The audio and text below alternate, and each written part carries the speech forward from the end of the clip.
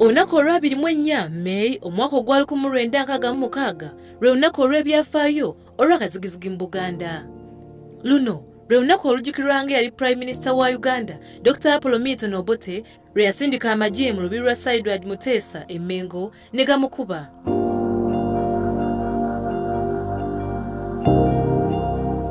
Sir Edward Muteesa yali kabaka wa Buganda ate era nga ye President wa Uganda yasooka nga Dr. Obote ye Prime Minister. Abaaliwo bajjukira ki? Waliwo abaaliwo era abakyaliwo. Abandi baatugendako naye ebyafaayo byasigalawo era bijjukirwa. Kwe kutandika okuwulira amasasi natufuluma tufuluma kakati bajja abasirikale abamu bajja okuyita eno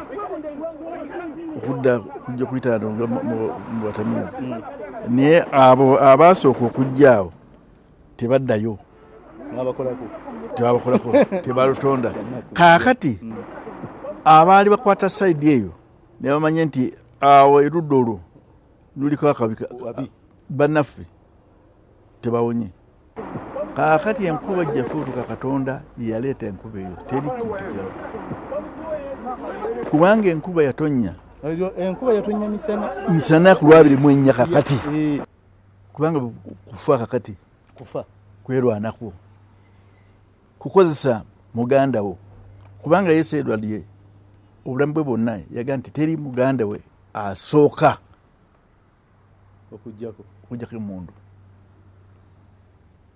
yakyogera ddi ekyo obulamu bwe bwonna emundu ye nga temuvuga muki mitwetwe